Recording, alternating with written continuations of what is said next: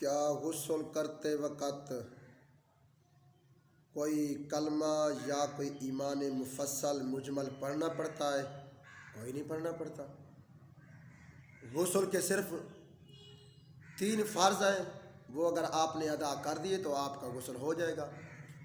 کوئی ایمان کی شرطیں نہیں ہیں، کوئی ایمان مفصل نہیں ہے، کوئی ایمان مجمل نہیں ہے اس کے اندر۔ بس غسل کے 3 فرض ہیں، 3 مرتبہ غرارے کے ساتھ کلی کرنا،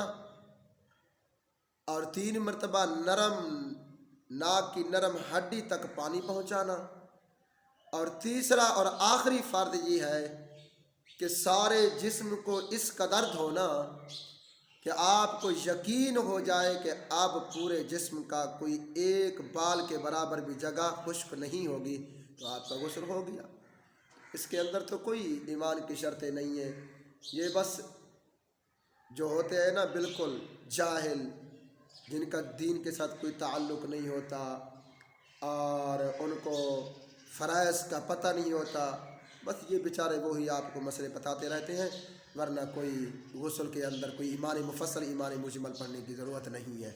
آپ کے 3 فرض ہو گئے مکمل، آپ کا غسل ہو گیا، آپ پاک ہو گئے۔ اچھا بھائی، میں غسل کر رہا تھا تو بھول سے مجھ سے کلی رہ گئی، 3 مرتبہ کلی نہیں کی، تو اب نہانے کے بعد یاد آئی فوراً، تو کیا کروں؟ اگر آپ کو فوراً یاد آ گئی ہے تو آپ کو دوبارہ نہانے کی ضرورت نہیں ہے، آپ باہر نکل کے کلی 3 مرتبہ کر لیں، آپ کا غسل ہو جائے گا۔ یعنی اگر کوئی بندہ نہاتے وقت جس کے اوپر غسل فرض تھا، ضروری تھا اس کے اوپر نہانا،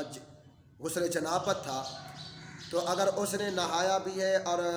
3 مرتبہ کلی نہیں کی، ناک کے اندر پانی ڈالا ہے، پھر یاد آ گیا باہر نکلتے وقت، تو اب جس وقت باہر نکلا غسل کرنے کے بعد دوبارہ اس کو نہانے کی ضرورت نہیں ہے، بلکہ 3 مرتبہ کلی کر لے، اس کا غسل ہو گیا، لہذا غسل کے اعادے کی ضرورت نہیں ہے، غسل کے اعادے کی ضرورت نہیں ہے۔ اچھا جی، میں سورۃ فاتحہ پڑھ رہا تھا، سورۃ فاتحہ پڑھتے وقت جب مالک یوم الدین تک پڑھا تو دوبارہ سورۃ فاتحہ سے اعادہ کیا، تو اگر آپ نے مالک یوم الدین تک پڑھا یا صرف مالک یوم الدین پھر مالک یوم الدین دوبارہ پڑھا تو اس کے ساتھ سجدہ سہو نہیں ہے، آپ کی نماز ہو جائے گی۔ ہاں، اگر سورۃ فاتحہ مکمل یا سورۃ فاتحہ آدھی آپ نے پڑھ لی، پھر اس کا دوبارہ اعادہ کیا شروع سے الحمدللہ سے، پھر آپ کے اوپر سجدہ سہو لازم ہوگا۔